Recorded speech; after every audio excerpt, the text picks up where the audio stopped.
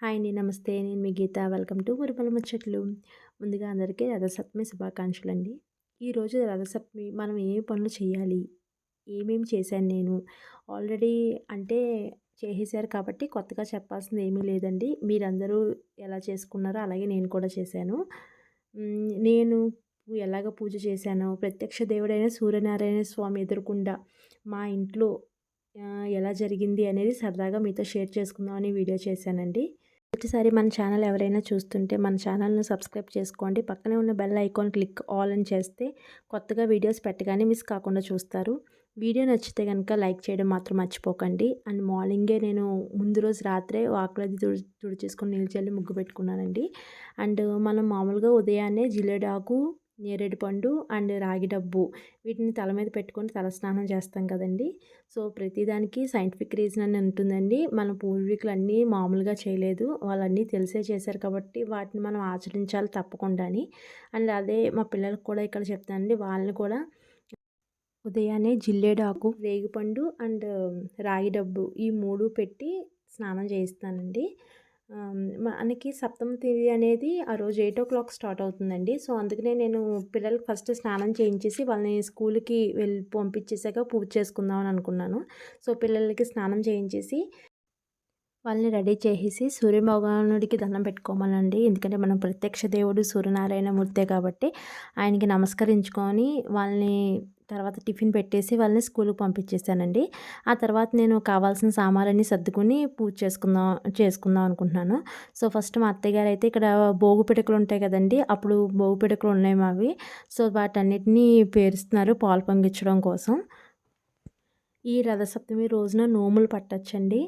ఎవరైనా కొత్తగా పెళ్ళైన వాళ్ళు కానీ, ఇంకా ఎవరైనా నోములు పట్టాలనుకుంటే గనక ఈరోజు ఏ నోమైతే పట్టాలనుకుంటున్నారో వాటి ఒక కథను చదువుకొని అక్షింతలు వేసుకోవాలండి. ఒకవేళ ఈరోజు కుదరపోతే కనుక శివరాత్రి రోజున కూడా నోములు చేసుకోవచ్చండి. అండ్ ఇక్కడైతే మేము హారతి కర్పూరం వేసి వెలిగించామండి. ఒక ఇత్తడి గిన్నె తీసుకొని దాన్ని ఒకసారి కడిగేసుకొని గిన్నె చుట్టూ శుభ్రంగా పసుపు రాసుకొని బొట్టు పెట్టుకోవాలండి. పెట్టుకున్న తర్వాత గిన్నెని తీసుకెళ్ళి దాని మీద ఆ పిడకల మీద ఆవు పిడకల మీద పెట్టాలండి.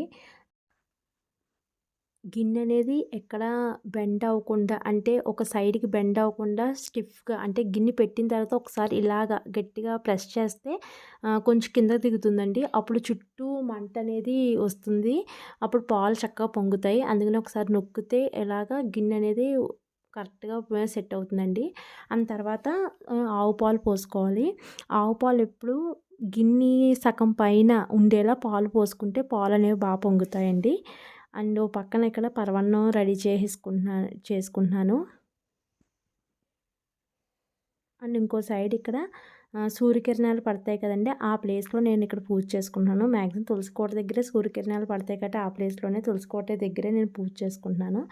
ఒక పీటని శుభ్రంగా కడుక్కొని దాని నిండా పసుపు రాసుకొని అండ్ సైడ్స్ కూడా రాయాలండి. ఎందుకంటే చాలామంది పైనే అలా రాస్తారు. కానీ సైడ్స్ కూడా శుభ్రంగా పసుపు రాసి పద్మ ముగ్గు వేసుకొని దాని మీద కూడా పసుపు, కుంకుమ వేసుకోవాలండి. ఇక్కడ ఇంకో సైడ్‌నేమో పాలు పొంగుతున్నాయి చూడండి. మనం పరమాన్నం చేసేసుకొని అప్పుడు పూజ చేసుకోవాలి. సో, ఇక్కడ పాలు పొంగుతున్నాయి చూడండి. ఇక్కడ చూడడానికి ఎంత అందంగా ఉందండి. ఇలా పాలు ఎలా అయితే పొంగుతున్నాయో అలాగే ప్రతి ఇంట సిరి సంపదలు కూడా అలాగే పొంగాలని మనస్ఫూర్తిగా కోరుకుంటున్నానండి. సూర్యభగవానుడికి అలాగే దండం పెట్టుకోవాలండి. అలాగే ఆ రోజు మనం బియ్యాన్ని నీటితో శుభ్రం చేయకూడదండి. మనం ఆ రోజు బియ్యం తీసుకొని దాంట్లో కొంచెం నెయ్యి వేసి ఆ నెయ్యితో బియ్యం మొత్తం అంతా కలిపేసి ఆ బియ్యాన్ని వాడుకోవాలండి. అంతేకాని ఆ రోజు నీళ్ళతో మాత్రం బియ్యాన్ని కడగకూడదు. ఇలా పాలు పొంగిన తర్వాత ఆ బియ్యాన్ని మన గోత్రనామాలతో మళ్ళీ ఒకవేళ పిల్లలది స్కూల్‌కి వెళ్ళిపోతే వాళ్ళ పేర్ల మీద కూడా ఒక్కొక్కళ్ళ పేరు మీద 3 గుప్పుల కింద వేయాలండి. చొప్పున. సో, అలాగే ఇప్పుడు మా అత్తయ్య గారు అదే చేస్తున్నారండి. ఒక్కొక్కరి పేర్ల మీద 3, 3 గుప్పులు చొప్పున వేస్తున్నారు. అండ్ నెక్స్ట్ వచ్చేసి మనం చిక్కుడుకాయలతో రథం తయారు చేసుకుందామండి. ఇక్కడ నేను చేసింది ఏంటంటే ఒక మిస్టేకు 7 చిక్కుడుకాయలతో రథం తయారు చేయాలట. కానీ నేను ఇక్కడ 8 చిక్కుడుకాయలు పెట్టి రథం చేశాను. ఏడే పెట్టి చేయాలి. ఎందుకంటే సూర్యనారాయణ స్వామి యొక్క గుర్రాలవి 7 ఉంటాయి కాబట్టి 7 చిక్కుడుకాయలతో రథం తయారు చేయాలండి. సో, ఇక్కడ నేను రథం తయారు చేసుకొని దానికి పసుపు, కుంకుమ బొట్లవి పెట్టేసాను. పెట్టేసిన తర్వాత ఇక్కడ కావాల్సిన సామాగ్రి అంతా సర్దుకున్నానండి. అరటిపళ్ళు, చిక్కుడుకాయ ఆకులు, చిక్కుడు పువ్వులు. నాకు ఇక్కడ చిక్కుడు పువ్వులనేవి ఎరుపు దొరకలేదండి. అందుకు తెలుపువే పెట్టుకున్నాను. మనం ఆ రోజున చిక్కుడు పువ్వులు, ఎర్ర అక్షింతలు, ఎర్ర పువ్వులు, ఎర్ర చందనం ఇలా ప్రతీదీ ఎర్ర దాంతోనే మనం పూజ చేయాలట. బట్ నాకు ఆ రోజు చిక్కుడు పువ్వులు మాత్రం తెలుపువే దొరికాయి. ఎరుపు దొరకలేదు కాబట్టి నేను తెలుపు దాంతోనే పూజ చేసుకున్నాను.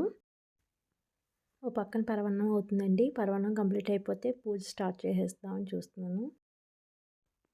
మనం ఏ పూజ చేసుకున్నా ఫస్ట్ మనం ప్రప్రదంగా వినాయకుడికి పూజిస్తాం కదండీ. సో, ఇక్కడ ముందు మేము వినాయకుడికి పూజ చేసేసుకున్న తర్వాత అప్పుడు సూర్యనారాయణ స్వామికి పూజ చేసుకుంటామండి. సో, వినాయకుడికి పూజ చేసుకుంటున్నాం. ఇదే కాకుండా ఇంకోటేంటంటే మనం ఏ నోము పట్టినా కూడా ముందు వినాయకుడికి మనం పూజ చేసుకొని అప్పుడు నోము పట్టాలండి. వినాయకుడికి పూజ చేసుకోవాలి, గౌరీదేవికి కూడా పూజ చేసుకొని అప్పుడు ఆ నోమును పట్టాలి. మాఘమాసం శుక్లపక్షమి సప్తమి నాడు రథసప్తమి వస్తుంది కదండి. సో, ఆ రోజు ఏంటంటే సూర్యుడు 7 గుర్రాల రథంపై దక్షిణాయనం ముగించుకొని పూర్వ ఉత్తర దిశగా ప్రయాణించే మొదలుపెట్టే రోజునే రథసప్తమి అంటారండి. మాఘం అంటే పాపం లేనిదండి. పుణ్యాన్ని ప్రసాదించే మాసం కాబట్టి ఈ మాసాన్ని మాఘమాసం అంటారు. సో, ఈ మాఘమాసంలో మనకి రథసప్తమి రోజున పాలు పొంగించుకోవడం కుదరకపోతే ఏదో ఒక ఆదివారం, ఈ మాఘమాసంలో వచ్చే ఆదివారంలో ఏదో ఒక ఆదివారం కూడా మనం పాలు పొంగించుకోవచ్చు. వినాయకుడి పూజ అయిపోయిన తర్వాత ఒకసారి వినాయకుడిని 3 సార్లు కదిపి ఆయన్ని పక్కన పెట్టి అప్పుడు ఆ ప్లేస్లో మళ్ళీ రథాన్ని తీసుకొచ్చి పెట్టాలండి. రథాన్ని తీసుకొని అక్కడ పెట్టి దాని మీద రథం లోపల చిక్కుడుకాయ ఆకు ఉంటుంది కదండి, చిక్కుడుపాదు ఆకు వేసి దాని మీద కొన్ని అక్షింతలు వేసి అప్పుడు సూర్యనారాయణ మూర్తి ప్రతిమను పెట్టాలి. దాని మీద పెట్టి ఆ ప్రతిమకు పూజ చేసుకోవాలండి.